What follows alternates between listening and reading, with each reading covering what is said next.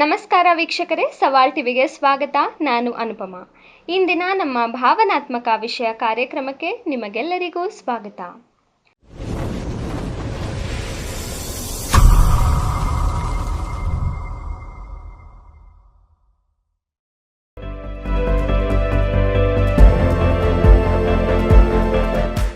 ಅಭಿಜ್ಞಾ ಒಬ್ಬ ಅದ್ಭುತ ಚಿತ್ರಗಾರ್ತಿ. ಆದರೆ ಅವಳ ಪ್ರತಿಭೆ 4 ಗೋಡೆಗಳ ಮಧ್ಯೆ ಸೀಮಿತವಾಗಿತ್ತು. ಕಾಲೇಜಿನಲ್ಲಿ ಯಾರಾದರೂ ಅವಳನ್ನು ಮಾತನಾಡಿಸಲು ಬಂದರೆ ಅವಳು ಕೇವಲ ತಲೆಯಾಡಿಸಿ ಅಲ್ಲಿಂದ ಜಾರಿಕೊಳ್ಳುತ್ತಿದ್ದಳು. ಅವಳಿಗೆ ಭಾಷೆಯ ಮೇಲೆ ಹಿಡಿತವಿತ್ತು, ಆದರೆ ಶಬ್ದಗಳನ್ನು ಹೊರಹಾಕುವ ಧೈರ್ಯವಿರಲಿಲ್ಲ. ತನ್ನ ಈ ಸಂಕೋಚವೇ ತನ್ನ ದೊಡ್ಡ ಶತ್ರು ಎಂದು ಅವಳು ನಂಬಿದ್ದಳು. ಒಂದು ದಿನ ಕಾಲೇಜಿನಲ್ಲಿ ವಾರ್ಷಿಕ ಕಲಾ ಪ್ರದರ್ಶನ ಇತ್ತು. ಅವಳ ಗೆಳತಿ ಸ್ನೇಹ ಅಭಿಜ್ಞಾಗೆ ತಿಳಿಯದಂತೆ ಅವಳು ಬಿಡಿಸಿದ್ದ ಒಂದು ಅಪೂರ್ಣ ಭಾವಚಿತ್ರವನ್ನು ಪ್ರದರ್ಶನಕ್ಕೆ ಇಟ್ಟಿದ್ದಳು. ಆ ಚಿತ್ರದಲ್ಲಿ ಒಬ್ಬ ಹುಡುಗಿ ಕಿಟಕಿಯ ಹೊರಗೆ ಹಾರುವ ಹಕ್ಕಿಗಳನ್ನು ಹಂಬಲದಿಂದ ನೋಡುತ್ತಿದ್ದಳು.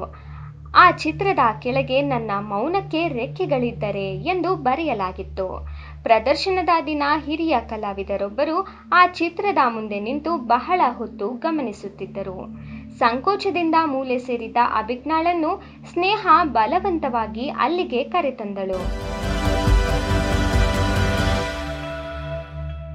ಆ ಕಲಾವಿದರು ಅಭಿಜ್ಞಾಳನ್ನು ನೋಡಿ ಕೇಳಿದರು, "ಈ ಅದ್ಭುತವಾದ ಚಿತ್ರ ನಿನ್ನದೇನಾ?"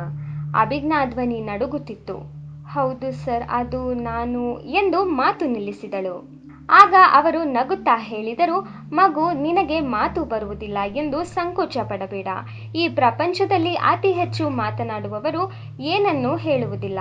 ಆದರೆ ನೀನು ಒಂದು ಶಬ್ದ ಬಳಸದೆ ನಿನ್ನ ಇಡೀ ಆತ್ಮವನ್ನೇ ಈ ಕ್ಯಾನ್ವಾಸ್ ಮೇಲೆ ಇರಿಸಿದ್ದೀಯಾ.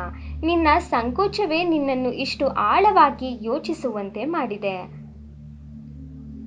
ಆ ಒಂದು ಮಾತು ಅಭಿಜ್ಞಾಳ ದೃಷ್ಟಿಕೋನವನ್ನೇ ಬದಲಿಸಿತು. ಅವಳು ತಾನು ಶಬ್ದಗಳಲ್ಲಿ ಸೋಲುತ್ತಿರಬಹುದು, ಆದರೆ ಬಣ್ಣಗಳಲ್ಲಿ ಗೆಲ್ಲುತ್ತಿದ್ದೇನೆ ಎಂದು ಅರಿತುಕೊಂಡಳು. ಅಂದು ಅವಳು ಜನರ ಕಣ್ಣು ತಪ್ಪಿಸಿ ಓಡಲಿಲ್ಲ. ಬದಲಿಗೆ ತನ್ನ ಚಿತ್ರಗಳ ಬಗ್ಗೆ ಕೇಳಿದವರಿಗೆ ಸಣ್ಣ ಧ್ವನಿಯಲ್ಲಿ ವಿವರಿಸಲು ಆರಂಭಿಸಿದಳು. ಆ ಸಂಜೆ ಅವಳು ಮನೆಗೆ ಮರಳುವಾಗ ಸಂಕೋಚವು ಅವಳಿಗೆ ಹೊರೆಯಾಗಿರಲಿಲ್ಲ. ಬದಲಾಗಿ ಅದು ಅವಳ ವಿಶಿಷ್ಟ ಗುರುತಾಗಿ ಬದಲಾಗಿತ್ತು.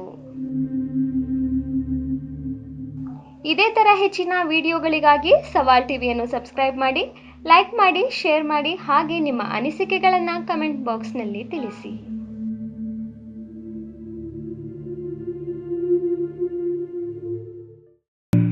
ಸವಾಲ್ ಟಿವಿ ಸದಾ ನಿಮ್ಮೊಂದಿಗೆ.